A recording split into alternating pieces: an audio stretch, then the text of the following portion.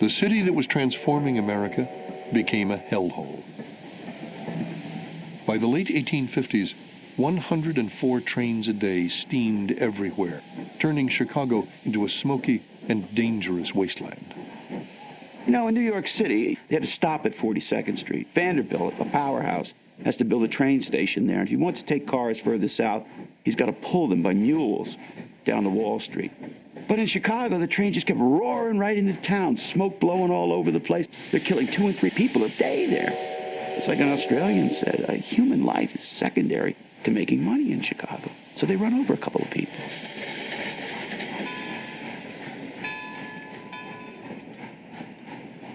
When the Illinois Central wanted tracks along the lakefront, Gurdon Saltonstall Hubbard was one of a few who fought to keep it as a park, forever free. The railroad was forced to build a trestle.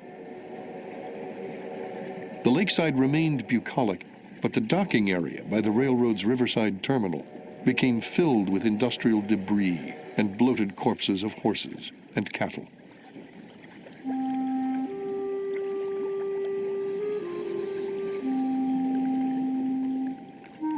In the 1850s, railroads brought immigrants in overwhelming numbers.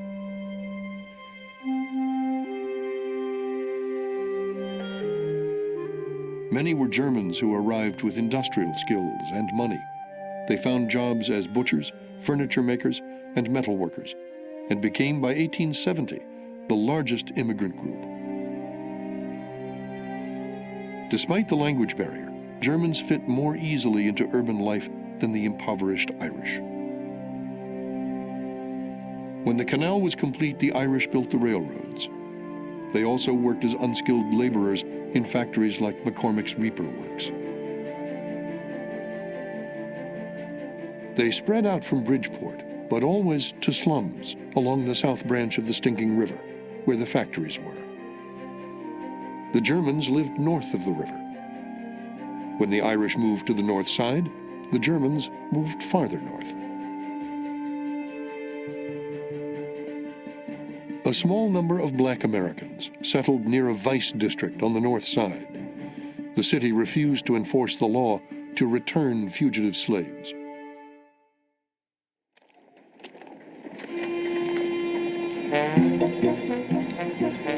At the close of 1857, Chicago was the largest city in what was then called the Northwest.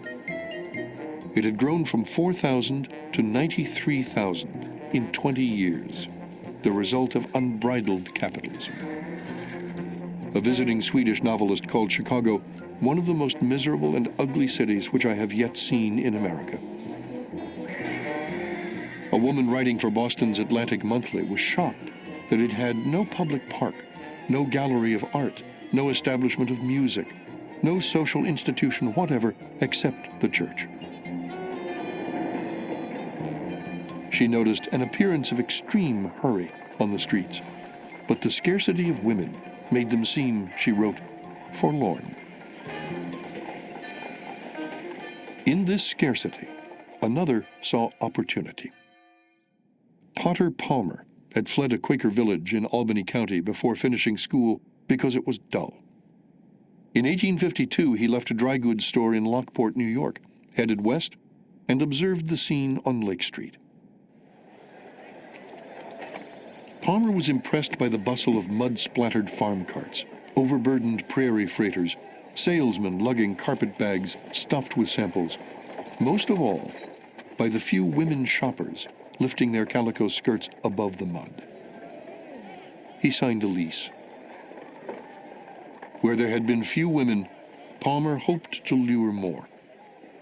As men and women poured into the city to take advantage of commercial opportunities, Potter Palmer understood that many of those women had not only the time, but also the income to shop, to do what today we think of as recreational consumption. And he created the department store in which that happened.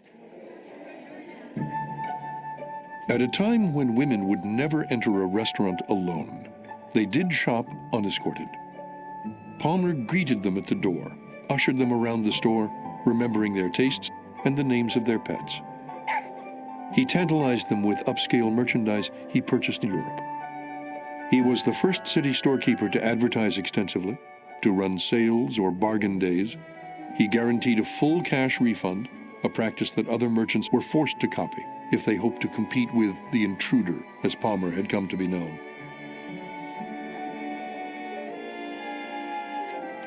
There was one problem. The store on Lake Street was 1 block from the river. 1 block from the river. You could catch the smell of the river. And women, when they shopped at his shop, would put handkerchiefs over their nose. By 1867, Palmer was Chicago's first merchant prince. He secretly bought all the property along a squalid street which ran away from the river, parallel to the lake. State Street was the trail along which Gurdon Saltonstall Hubbard had driven his hogs from the Wabash Valley. Then he convinced the city council to widen it. Palmer wanted to reorient the city's business district and create a Broadway for Chicago. He built Palmer's Palace, a marble-faced emporium with Corinthian columns, rented it to his new partners, and left retailing for real estate. Many considered the $50,000 a year rent exorbitant. His young partners Levi Leiter and Marshall Field did not. Marshall Field would build on Palmer's methods to become Chicago's commercial giant, a power that even the elite, and especially immigrant workers, would cross at their peril.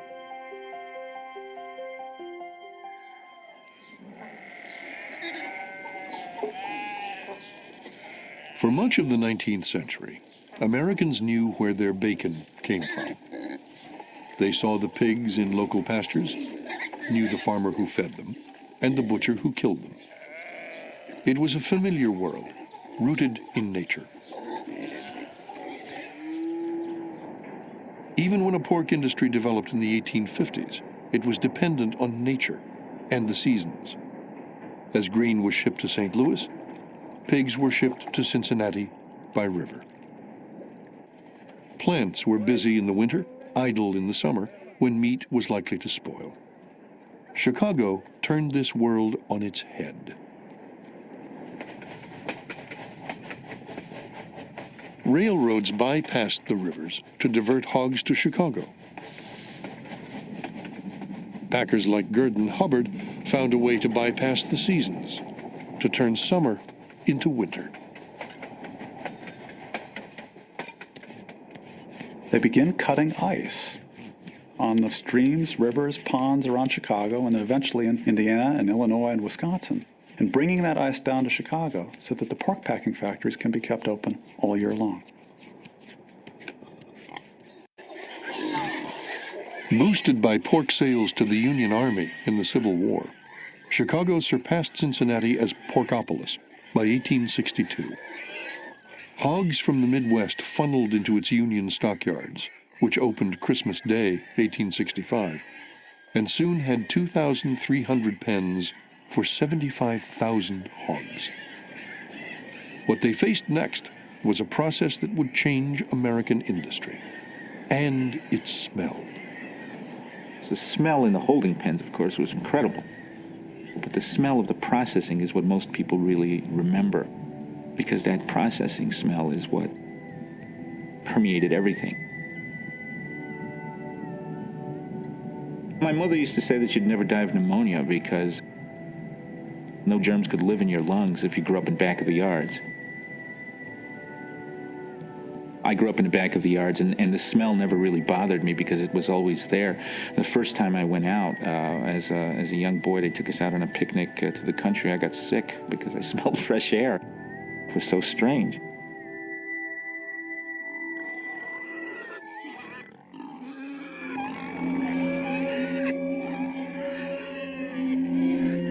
The Hereford wheel was invented in Cincinnati. Chicago packers perfected it. Shackled by a hind leg, the hogs were lifted into the air A sticker would then slit their throats.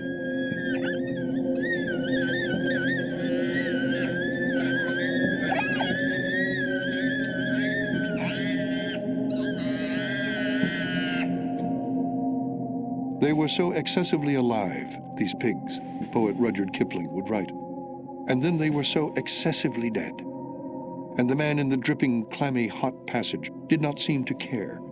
And ere the blood of one had ceased to foam on the floor, another, and 4 friends with him, had shrieked and died. When the Hereford wheel is introduced, the hog kill becomes the loudest kill in the packing houses. Pigs are very intelligent. When that Hereford wheel grabbed them, they know something's going on. And they let out a blood-curdling, incredible scream.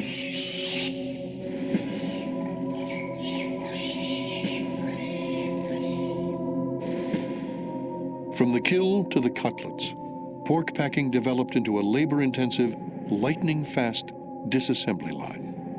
In about 15 minutes, the hog goes through this process of passing about 125 or 150 people, depending on the packing house. And you've got, by the turn of the century, meat packing houses in Chicago that are killing 5,000-6,000 hogs a day, which would be the whole week's kill in a previous generation. The largest run of hogs, the Union stockyards, was about 190,000 hogs in one day. The largest of the pork packers was Armour and Company, which shipped all over the world. "I give more people food than any other man alive," Philip Armour told his sons. He has a pork packing empire of global scope, and he can keep in communication with it through the transatlantic cable, which is laid in the 1860, telegraph line, and the telephone. So you can now run a global industry. We always think of the great global industries as oil and steel, but the first of these great global industries is pork packing. Son of a farmer from Stockbridge, New York, Philip Armour was tossed out of school for taking a buggy ride with a girl. He joined the gold rush in California and made enough to enter the grain and pork business in Milwaukee. He poured his profits into a packing plant alongside the Union stockyards and undermined packers like Gurdon Hubbard, who could not compete. Philip Armour was all business. He'd get up in the morning, eat a simple breakfast, read all the reports, be in the office at 6:30 in the morning. If you came in after 9 o'clock, he'd greet you with a booming, "Good afternoon." And he said he'd get there before 9 o'clock. He said before the guys with the polished nails get there. He says that's when the work gets done. And he was bouncing around from desk to desk, and he had his finger in every aspect of the business. And this is the business that made Chicago. This is what it was known for, hog butcher of the world. And Armour was the epitomization of that sort of thing. In Philip Armour's Chicago, they did it straight, Norman Mailer would write. They cut the animals right out of their hearts, which is why it was the last of the great American cities. And people had great faces, carnal as blood, greedy, direct, too impatient for hypocrisy, in love with honest plunder. The Chicago packing houses became the largest killing fields in the world, and Chicago's foremost tourist attraction. A person could visit the grain elevators or lumber yards without pondering their meaning. Not the stockyards. Here they realized the familiar world of the pig, the pasture, and the butcher they knew was gone, replaced by the cold-hearted mechanization of slaughter. Dissection so complete that, as Philip Armour said, nothing was left but the squeal. And you wonder what it was that would make that an attractive thing for a tourist to see. And yet, this was new. This was the modern. This was the Industrial Revolution at its most dramatic, its starkest. And I think people went there both to be repelled by it, both to be horrified on the one hand, but also to wonder at what this age had accomplished and what was happening to the world as a result. The disassembly line repelled novelist Upton Sinclair. One could not stand and watch very long without becoming philosophical, he wrote in The Jungle, without beginning to hear the hog squeal of the universe.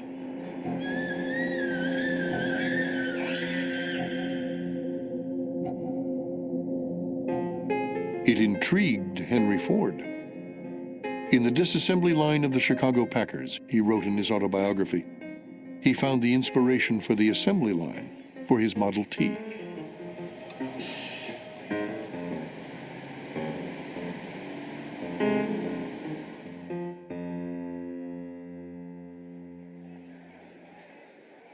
Chicago developed as a trading center, a crossroads between producers and buyers.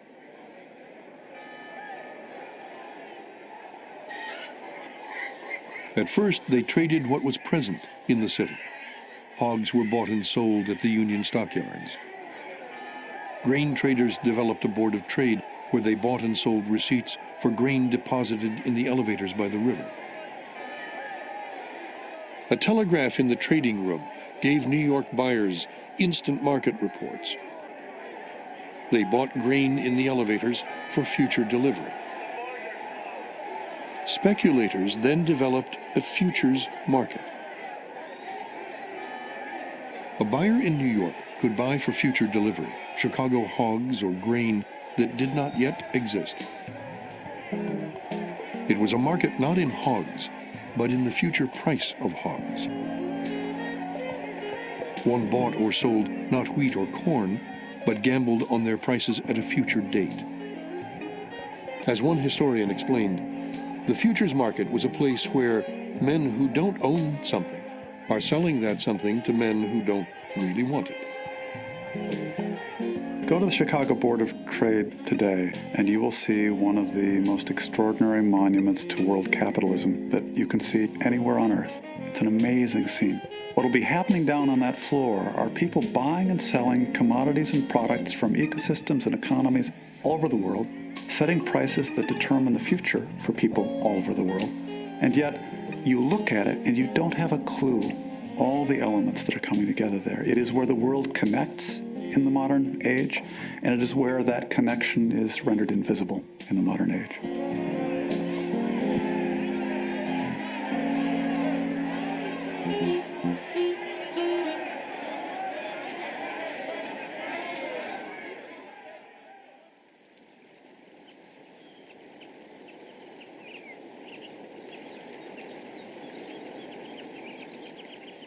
Cholera came into the United States in 1849 through the port of New Orleans and crept up the Mississippi, the Illinois River, and the canal toward Chicago.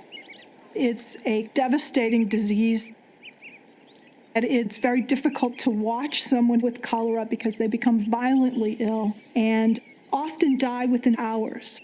Someone described the first attack as like getting hit in the back with a pickaxe. Boom, and you're down. Businessmen faced pressure to close the canal.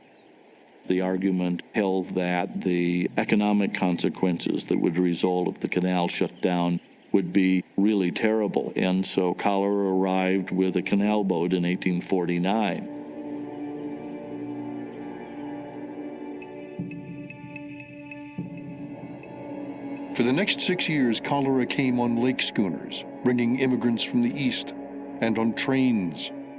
A German wrote of his train being stoned.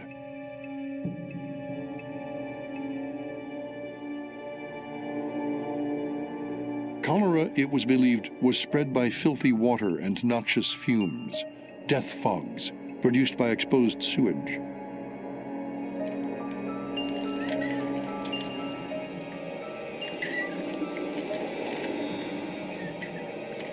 Gutters ran with filth, an editor thundered, at which the very swine turn up their noses in supreme disgust.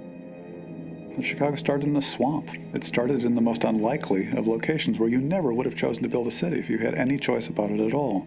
But once this growth happens, once all these railroad lines are pointed toward this location, once all this capital has rearranged geography in the way that it does, there is such an enormous incentive to make this site work come hell or high water.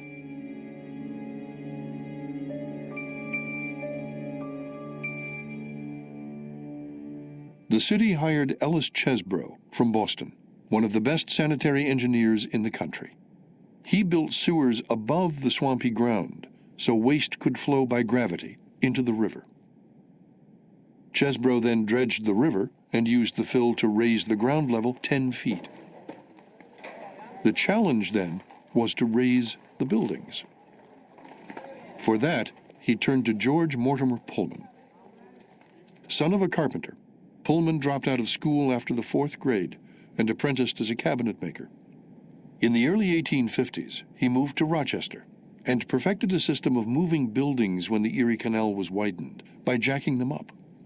George Pullman would jack up Chicago. The Pullman method was to put the foundation of the building on jacks that could be turned. Each individual would be responsible for, let's say, 4 jacks, and would give each one a quarter turn at a time. You might have 1,000 jacks around the base of a big building, and 250 men blow a whistle, and they'd all turn one of those a quarter turn or an eighth of a turn or something. And little by little, they would jack up the building, and other people would be putting bricks in around to shore up the foundation. As hotels were raised, diners enjoyed, without interruption, broiled Lake Michigan whitefish à la maître d'hôtel. Chateau Lafitte with their mutton au jus was $5 a quart.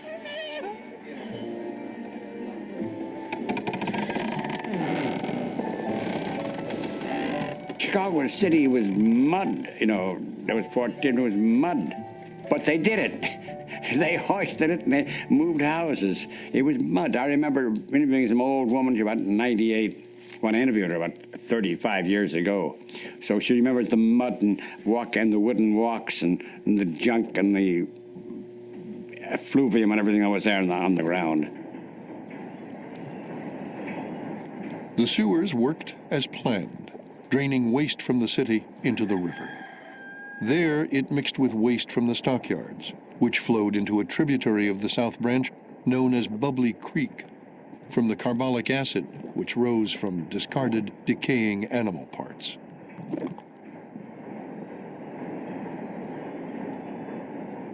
One of the McCormicks writes to the old man who's in Paris trying to sell his reapers. Pop, he said, I was up at Clark Street Bridge and I'm looking and the river's scarlet. Can you imagine that? There's heads of pigs in the river and things like that. And this is what's flowing out into the lake. The lake was Chicago's water supply, and it already had problems. The intake was not well filtered at the time. Minnows would get into the water system, and you could turn on the tap and have a fish fall out. There is a line in one of the books of the time describing bathing as a piscatorial pastime. There is a conviction of one Chicago liquor dealer for watering his booze when a pickled minnow was found in the whiskey. Chesbrough was hired to develop a new water system. Clean water from the lake bottom would pour into intakes under a crib 2 miles into Lake Michigan. It would flow by gravity through a tunnel 30 feet below the lake to a pumping station. Then up the 138-foot pipe of a new water tower, from which it would flow into the city's water mains.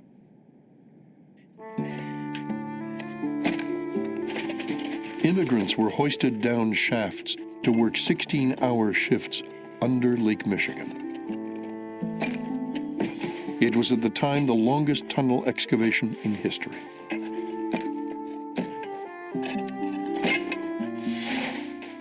A contemporary wrote, "To the timid, the situation would be a horrible one.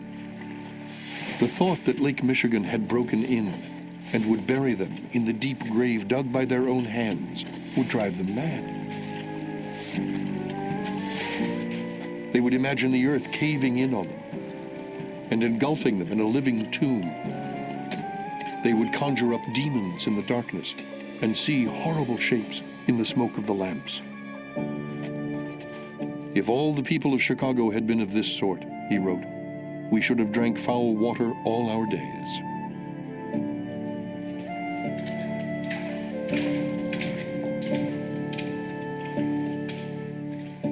Chicago's mayor called the tunnel the wonder of America and the world. When the floodgates of the crib were opened in 1867, a reporter for Harper's Weekly wrote, "The water went down with a roar of an infant Niagara."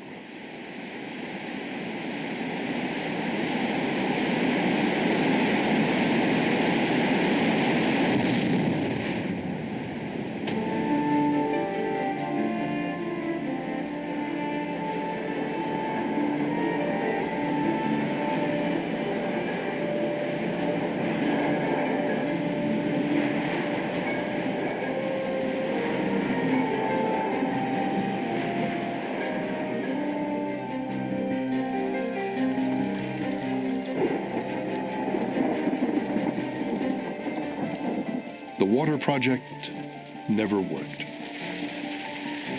Spring rains washed sewage 2 miles out into the lake, right into the water intakes. Chesbrough would have another chance. Chesbrough says the way we're going to solve this thing is to do something nobody's ever done in the history of the world. We're going to tell a river to go where God didn't want it to go. We're going to send it another way. We're going to reverse the damn thing. And everyone thought, little cuckoo here, but he did it. To reverse the river's flow, the canal was deepened to eliminate locks that raised boats to the height of land. The river would no longer flow east into Lake Michigan, but west from the lake into the canal and down to the Illinois River. When the project was completed, straw was thrown on the river. At first, it appeared to head east toward the lake. Slowly, it began to head west toward the canal and the Illinois River and the Mississippi.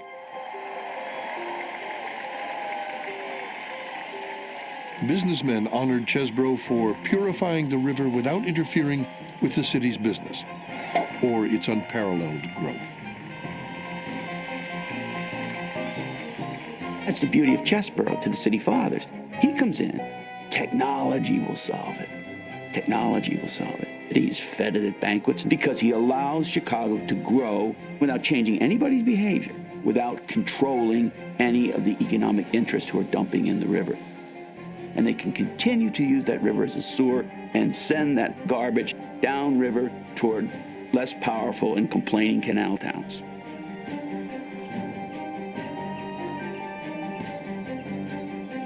The stench has been almost unendurable, wrote a downstream resident. What right has Chicago to reduce the value of property and bring sickness and death to the citizens? Chicago's elite cared just as little about its own population, the half that were immigrants.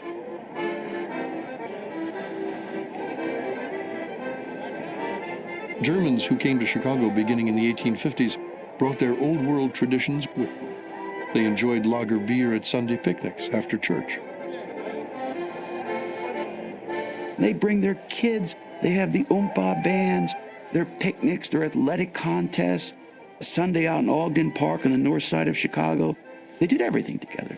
None of these stand-up Irish saloons. Typical way for an Irishman to drink is to go to the saloon, order a whiskey, and stand there till he's perpendicularly drunk, and then he falls on the ground, and then you go home. It's an escape. The whole idea of a bracer after work. What are you bracing for? To face the family. This is a different tradition, the German tradition. This is the America of the 6-day work week. This is their only chance for leisure. On the other hand, they drink on Sunday. Okay, the Sabbath. In 1855, Chicagoans elected Dr. Levy Boone mayor on an anti-immigrant ticket. A descendant of Daniel Boone, Dr. Boone had been a city physician during the cholera epidemic, which he blamed on immigrants. As mayor, he banned drinking on Sundays, a slap at the Germans. To curb Irish drinking, he raised the license fee on saloons from $50 to $300. He allowed the native-born to enjoy their whiskey in private clubs. Mayor Boone was afraid with the Irish saloons and the German beer gardens that these would be, and they were, meeting places for the workers. This was the time they talked politics, where they talked over their grievances against the city and what was going on. And so it wasn't just the outlawing of the beer, it was the outlawing of freedom of speech, their chances to get together.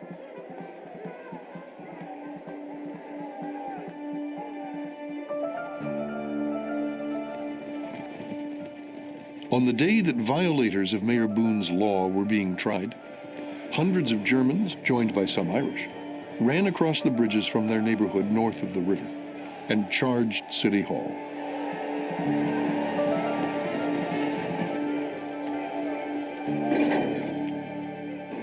The mayor ordered the swing bridges opened to keep a second wave from crossing the river.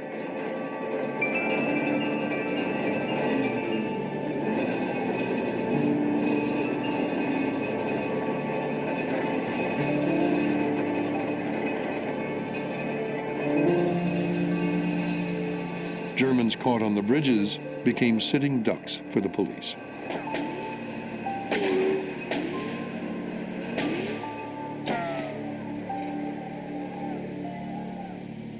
The lager beer riot of 1855 was short-lived. So was the term of Mayor Levy Boone. For the rest of the 19th century, the Protestant elite would be hostile to the customs of immigrants. But no mayor ever succeeded in closing the saloons.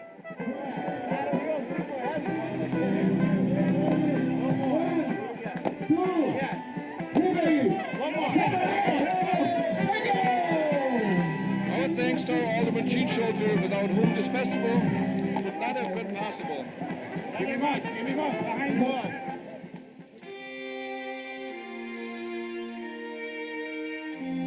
The native-born suffered the Germans. The Irish fared worse. In the election of 1860, anti-Irish sentiments reached a peak. Gurdon Hubbard ran for alderman in the 7th Ward. Vote for Hubbard and the whole Republican ticket, a handbill reminded voters. One more victory in the noble 7th, and the Celts will never peep again. A newspaper taunted, "Scratch a convict or a pauper, and the chances are that you tickle the skin of an Irish Catholic." The Irish were the blacks of the time. The Irish were considered less than others. The Irish were known as lazy, as drunk, as promiscuous. Same thing said about African Americans for the years said about the Irish. And so the phrase very often in newspapers, "No Irish need apply." No one wanted to live in an Irish neighborhood. Free blacks would move out of the neighborhood if the Irish moved in. I mean, they were the discriminated group in the city of Chicago, without any question. The most strident anti-Irish newspaper in Chicago was the Tribune. Joseph Medill, a publisher from Cleveland, bought the Tribune in 1855 at the height of Irish immigration. He would become the city's most influential editor, the voice for the Protestant elite against the immigrants. Later on, he says, you know what we ought to do with a lot of these immigrants, especially the ones who are impoverished and walking around the streets? Put strychnine in their food. He said, dress every Pole in Chicago with an Irishman. He said, hang them from them. He said, that's what we ought to do. And he's saying this stuff in public.